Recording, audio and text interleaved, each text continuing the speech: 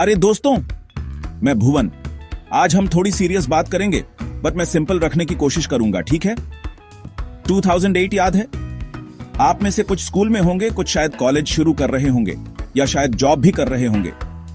But उस साल कुछ बहुत बड़ा हुआ था। ऐसा लगा जैसे दुनिया की इकोनॉमी को अचानक तेज बुखार और पेट में बहुत दर्द हो गया हो। इसे हम ग्लोबल रिसेशन ऑफ 2008 कहते हैं। ये कोई छोटा मोटा झटका नहीं था, ये तो एक बहुत बड़ा गड्ढा था जिसने बहुत सी चीजें निगल ली।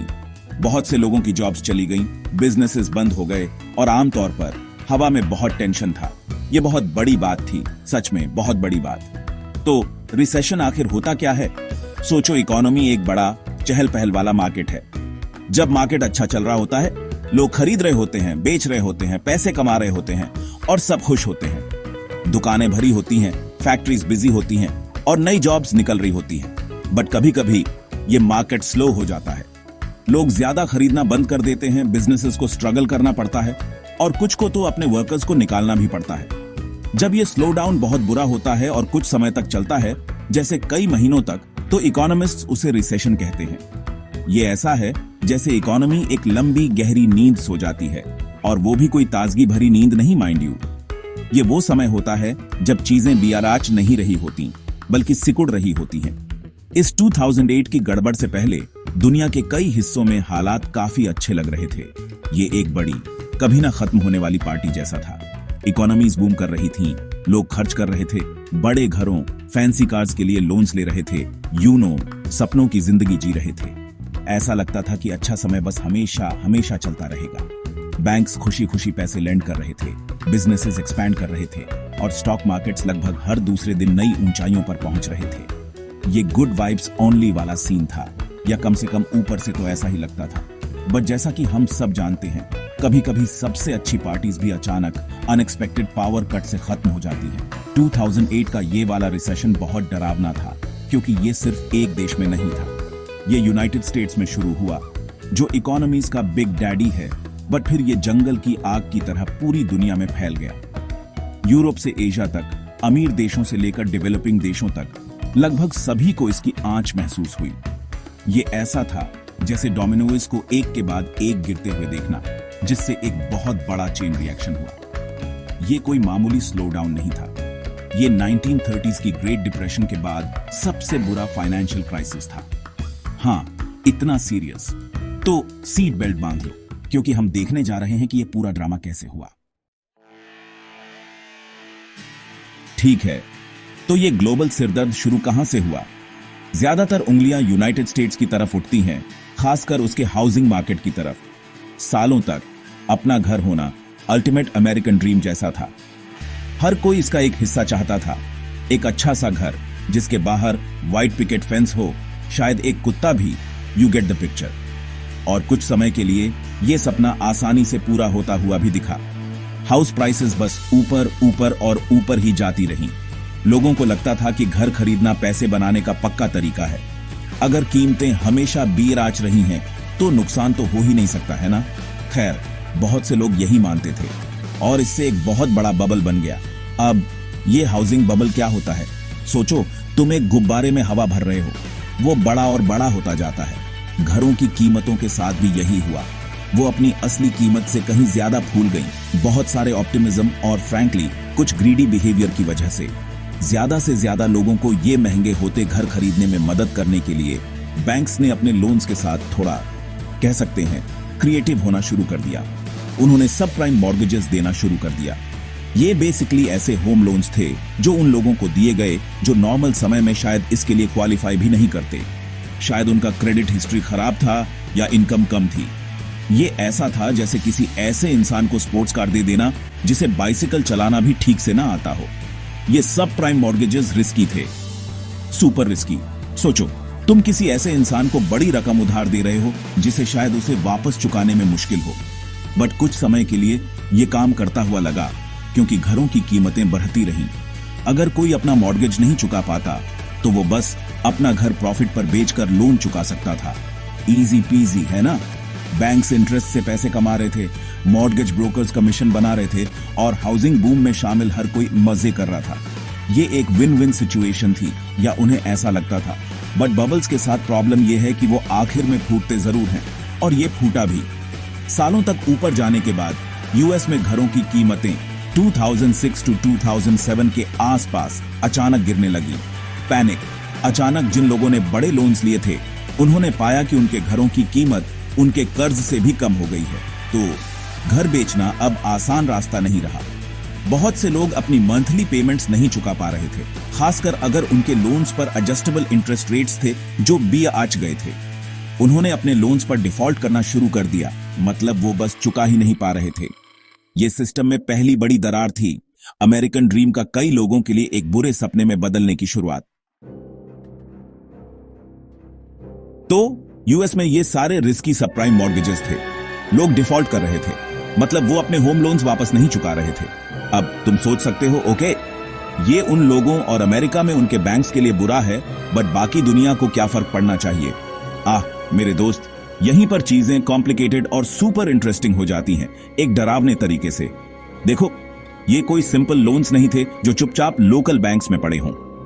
वॉल स्ट्रीट, न्यूयॉर्क का बड़ा फाइनेंशियल हब, ने इन लोन्स को पैकेज करके कॉम्प्लेक्स नई चीजें बनाने का तरीका ढूंढ लिया था। ये फाइनेंशियल इंजीनियरिंग के बेलगाम हो जाने जैसा था।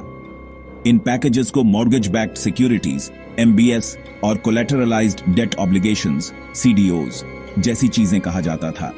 फैंसी नाम है ना? बेसिकली सोचो कि हजारों ऐसे होम लोन्स, कुछ अच्छे, कुछ ठीक ठाक और कई काफी रिस्की सब प्राइम वाले, लेकर उन्हें एक साथ मिला दिया जाए। फिर इस मिक्स को छोटे छोटे टुकड़ों में काटो और इन टुकड़ों को दुनिया भर के इन्वेस्टर्स को बेच दो। ये ऐसा है जैसे कुछ बहुत अच्छे फल, कुछ एवरेज फल और कुछ सड़े हुए फल नीचे छिपाकर फ्रूट चाट बनाना, और फिर ये कहकर चाट के हिस्से बेचना कि ये सब बहुत स्वादिष्ट और सेफ है। इन्वेस्टर्स, जिसमें दुनिया भर के बड़े बैंक्स और पेंशन फंड्स शामिल थे, ने ये चीजें ये सोचकर खरीदी कि उन्हें अच्छे रिटर्न्स के साथ एक अच्छी डील मिल रही है। प्रॉब्लम ये थी कि इनमें से कई सीडीओज और एमबीएसएस उन्हीं बहुत रिस्की सब प्राइम मॉर्गेजेस से भरे हुए थे। जब यूएस में लोगों ने अपने लोन्स पर डिफॉल्ट करना शुरू किया, तो इन फैंसी फाइनेंशियल प्रोडक्ट्स की वैल्यू तेजी से गिरने लगी। सेफ इन्वेस्टमेंट्स अचानक टॉक्सिक वेस्ट बन गए, और क्योंकि ये प्रोडक्ट्स दूर दूर तक बेचे गए थे, जहर तेजी से फैल गया। यूरोप के बैंक्स, एशिया के पेंशन फंड्स, हर जगह के इन्वेस्टर्स को एहसास होने लगा कि उनके पास जंग पड़ा है। ये पास द पार्सल के ग्लोबल गेम जैसा था, और जब म्यूजिक रुका तो कई लोगों के हाथ में टिकिंग टाइम बॉम्ब रह गया। इस तरह यूएस हाउसिंग मार्केट की एक प्रॉब्लम ने पूरे ग्लोबल फाइनेंशियल सिस्टम को हिलाना शुरू कर दिया। ये इंटरकनेक्टेडनेस समझने वाली एक की बात है। आज की दुनिया में पैसा ग्लोबली फ्लो करता है। बैंक्स एक दूसरे को बॉर्डर्स के पार लेंड करते हैं। इन्वेस्टर्स अलग अलग देशों से एसेट्स खरीदते हैं। हालांकि ये ग्रोथ के लिए अच्छा हो सकता है, इसका ये भी मतलब है कि अगर सिस्टम का एक बड़ा हिस्सा बीमार पड़ता है तो इन्फेक्शन बहुत बहुत तेजी से फैल सकता है। ये ऐसा है जैसे एक भरी हुई रूम में किसी एक इंसान को बहुत बुरा फ्लू हो। जल्द ही हर कोई खांसने और छींकने लगता है। यूएस फाइनेंशियल सिस्टम को छींक आई, और क्योंकि सब इतने करीब से जुड़े हुए थे, पूरी दुनिया को बुरा जुकाम लग गया। डोमिनोज एक एक करके गिरने लगे, जिससे एक फुल ब्लोन क्राइसिस पैदा हो गया। जैसे ही ये फैंसी फाइनेंशियल प्रोडक्ट्स, जो खराब यूएस होम लोन्स से भरे थे, डूबने लगे, फाइनेंशियल दुनिया में डर की एक बड़ी लहर दौड़ गई। बैंक्स, जो आमतौर पर पैसे लेंड करने का बिजनेस करते हैं, अचानक बहुत बहुत डर गए। उन्होंने एक दूसरे को देखा और सोचा, अगर वो बड़ा बैंक इन प्रोडक्ट्स पर इतना पैसा खो रहा है, तो शायद मेरा बैंक भी, और शायद जिस बैंक को मैं पैसे लेंड करने वाला था, वो भी बड़ी मुसीबत में है। इससे एक बहुत बड़ा ट्रस्ट इश्यू पैदा हो गया। याद है कैसे तुम अपने दोस्त को थोड़ी सी रकम उधार देते हो, और अगर वो वापस नहीं करता तो तुम उसे और उधार देने में हिचकिचाते हो। अब इसे बड़े बैंक्स के बीच एक जायंट ग्लोबल स्केल पर सोचो। ये डर सितंबर 2008 में चरम पर पहुंच गया, जब लेमन ब्रदर्स नाम का एक बहुत बड़ा अमेरिकन इन्वेस्टमेंट बैंक कोलैप्स हो गया। वो बैंकरप्ट हो गया, फुर गॉन। ये एक बहुत बड़ा झटका था। लेमन ब्रदर्स कोई छोटा मोटा प्लेयर नहीं था। वो वॉल स्ट्रीट का 158 साल पुराना जायंट था। उसकी फेलियर ने एक क्लियर मैसेज दिया, कोई भी सेफ नहीं था। अगर लेमन डूब सकता था तो कोई भी बैंक डूब सकता था। इससे एब्सोल्यूट पैनिक फैल गया। बैंक्स ने अपनी लेंडिंग विंडोज जोर से बंद कर दी। उन्होंने एक दूसरे को पैसे लेंड करना बंद कर दिया और उन्होंने बिजनेसेस और इंडिविजुअल्स को भी लेंड करने में भारी कटौती कर दी।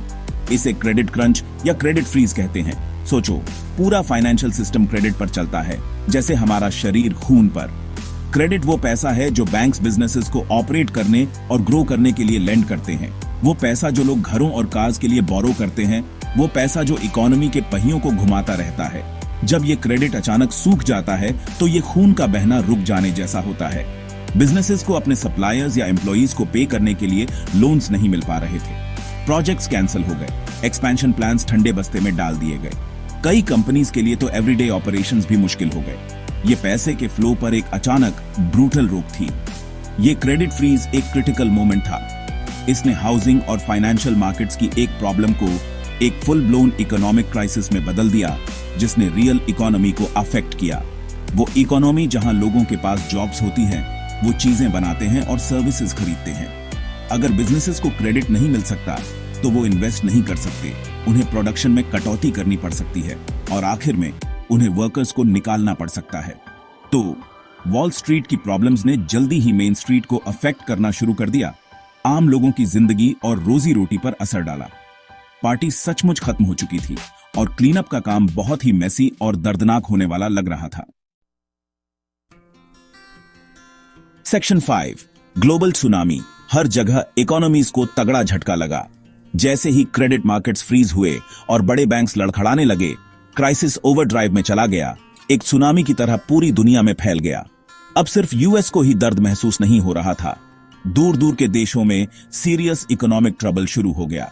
स्टॉक मार्केट्स, जो इस बात के जायंट स्कोरबोर्ड्स जैसे होते हैं कि कंपनीज कैसा कर रही हैं, फ्री फॉल में चले गए। लंदन से टोक्यो तक, मुंबई से sao paulo तक शेयर प्राइसेस क्रैश हो गए। लोगों ने देखा कि उनके इन्वेस्टमेंट्स और सेविंग्स कुछ ही हफ्तों में, कभी कभी तो दिनों में बुरी तरह सिकुड़ गए। ये एक डरावना समय था। किस्मतों को हवा में गायब होते देखना। बिजनेसेस पर इसका असर बहुत गहरा था। क्रेडिट सूखने और गुड्स एंड सर्विसेज की डिमांड गिरने से, क्योंकि डरे हुए लोग ज्यादा सेव करते हैं और कम खर्च करते हैं, कई कंपनीज बड़ी मुसीबत में फंस गईं।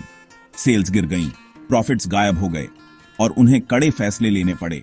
इससे दुर्भाग्य से बड़े पैमाने पर जॉब लॉसेस हुए।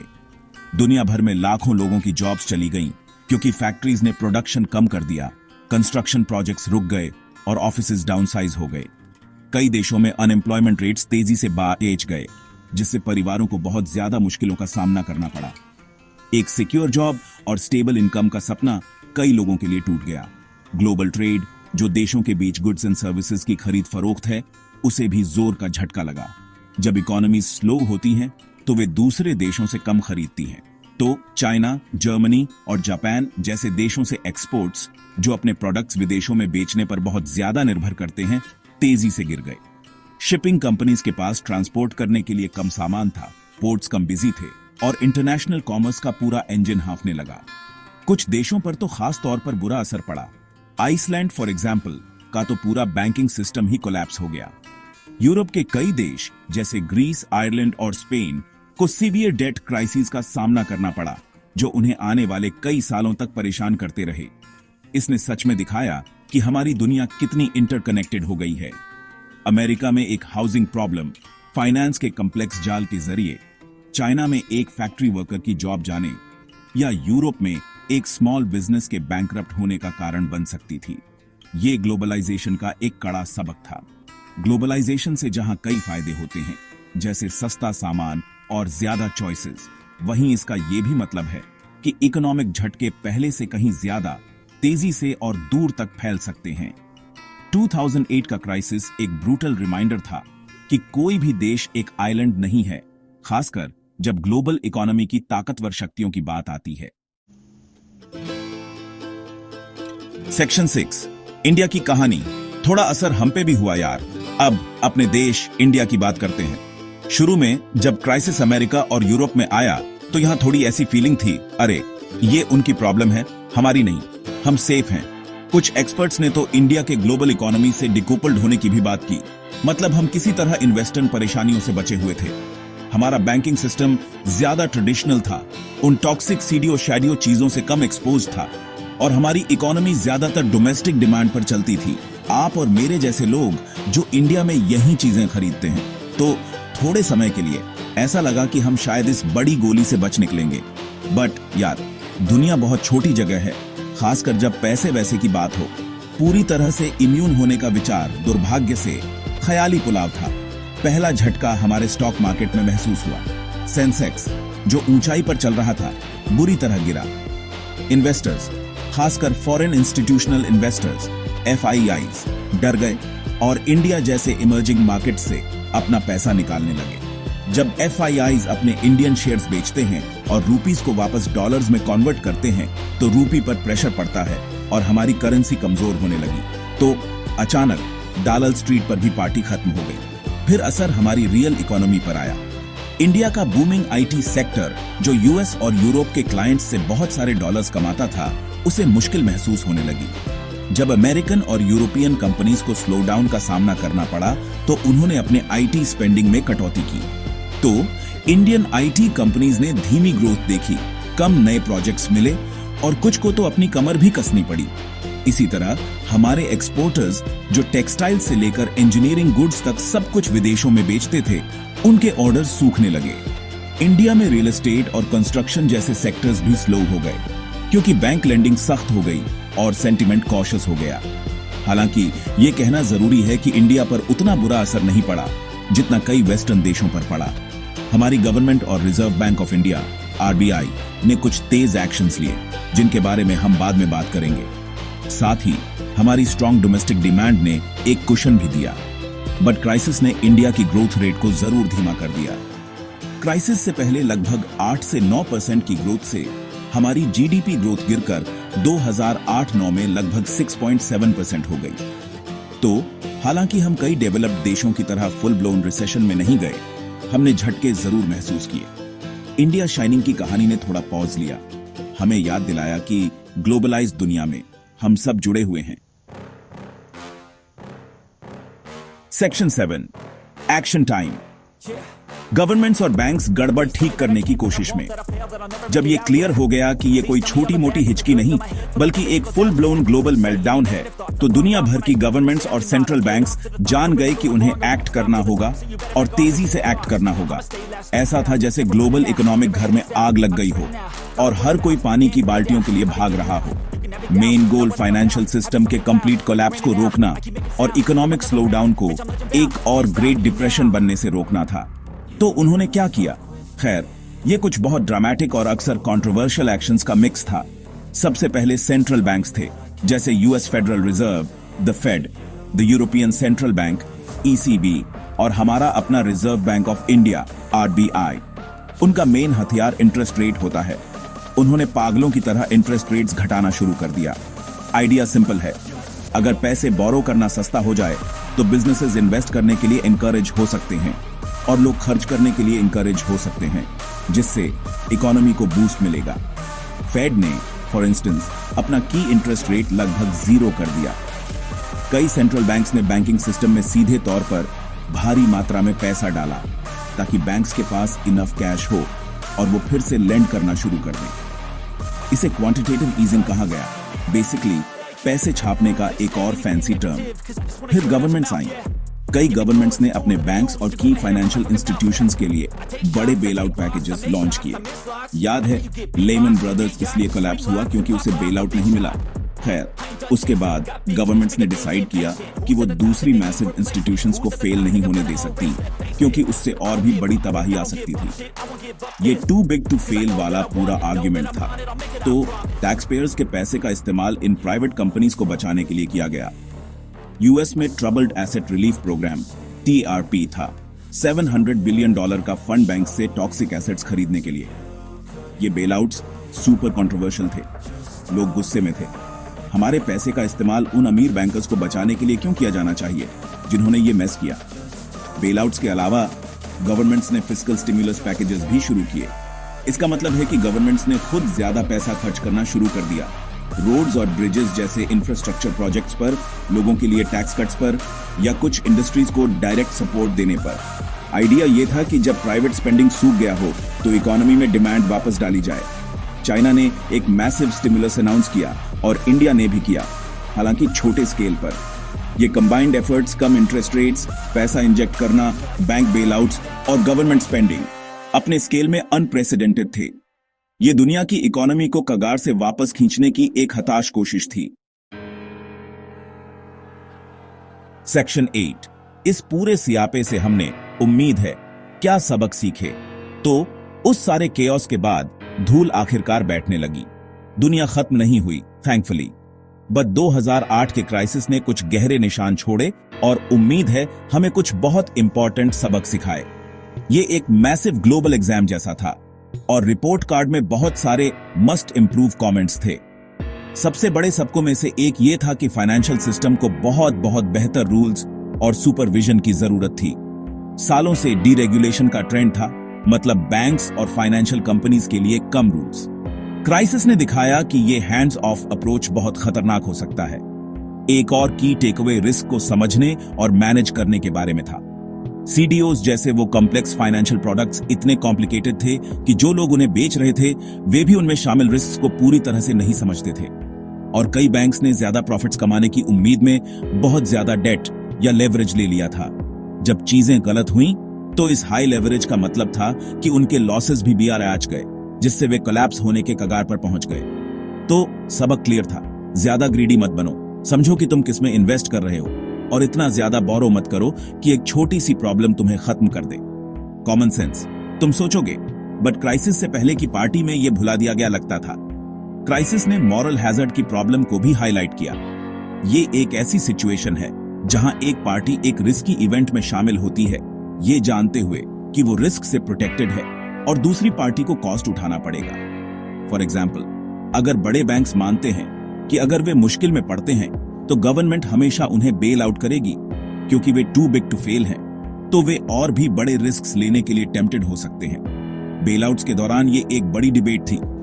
आप ये कैसे इंश्योर करते हैं कि बैंक्स रिस्पॉन्सिबली बिहेव करें अगर उन्हें पता है कि टैक्स पेयर्स द्वारा पेड एक सेफ्टी नेट है? ये एक ट्रिकी प्रॉब्लम है जिससे पॉलिसी मेकर्स अभी भी जूझ रहे हैं। फाइनली क्राइसिस ने शैडो बैंकिंग के खतरों को दिखाया।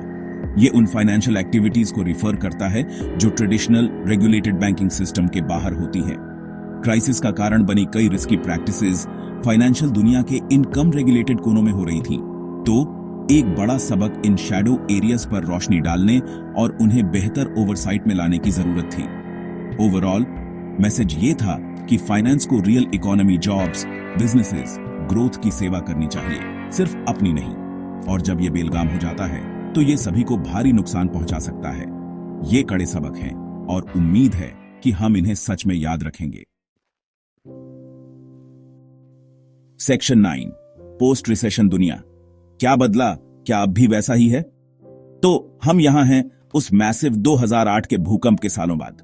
फौरी आग बुझा दी गई है, बट क्या दुनिया सच में बदली है? क्या हमने अपने सबक सीखे और एक सेफर फाइनेंशियल घर बनाया? खैर, ये एक मिक्स्ड बैग है दोस्तों। कुछ चीजें डेफिनेटली बेहतर के लिए बदली हैं। फॉर इंस्टेंस, नए फाइनेंशियल रेगुलेशंस के लिए एक बड़ा पुश रहा है। यूएस में उन्होंने डॉड-फ्रैंक एक्ट पास किया, जो एक और क्राइसिस को रोकने के उद्देश्य से एक बड़ा लेजिस्लेशन है। ग्लोबली बेसल 3 जैसे रूल्स बैंक्स को ज्यादा कैपिटल रखने के लिए कहते हैं, मतलब उन्हें लॉसेस को अब्सॉर्ब करने के लिए एक बड़ा कुशन रखने की जरूरत है। इन नए रूल्स ने आमतौर पर बड़े बैंक्स को सेफर बनाया है। वे कम लेवरेज्ड हैं, मतलब वे बोरोड मनी पर कम निर्भर हैं और उनके पास ज्यादा कैश ऑन हैंड है। उन कॉम्प्लेक्स फाइनेंशियल प्रोडक्ट्स पर भी ज्यादा स्क्रूटनी है जिनसे इतनी ट्रबल हुई थी। रेगुलेटर्स ज्यादा वॉचफुल रहने की कोशिश कर रहे हैं और ग्लोबल फाइनेंशियल सिस्टम में रिस्क्स को मॉनिटर करने के लिए ज्यादा इंटरनेशनल कोऑर्डिनेशन है। तो हाँ, कुछ मायनों में सिस्टम शायद 2008 से पहले की तुलना में ज्यादा रेजिलिएंट है। हमने क्राइसिस द्वारा उजागर किए गए कुछ बड़े छेदों को भर दिया है। हाउएवर, सब कुछ अच्छा ही अच्छा नहीं है। 2008 के क्राइसिस से रिकवरी दुनिया के कई हिस्सों में बहुत धीमी और अनइवन थी।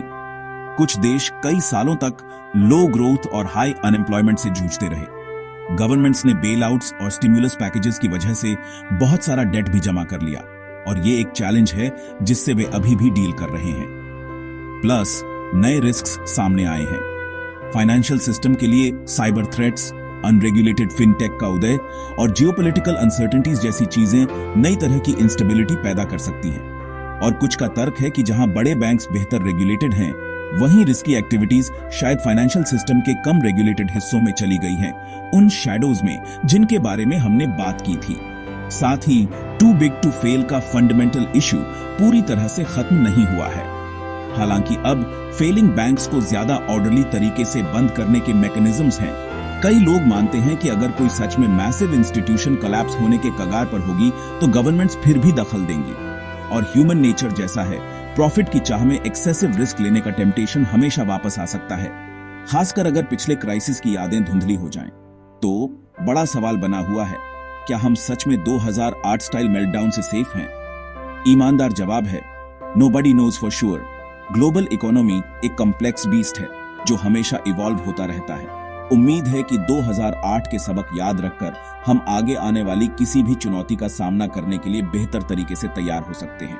अवेयर रहो, इन्फॉर्म रहो। आज के लिए बस इतना ही दोस्तों।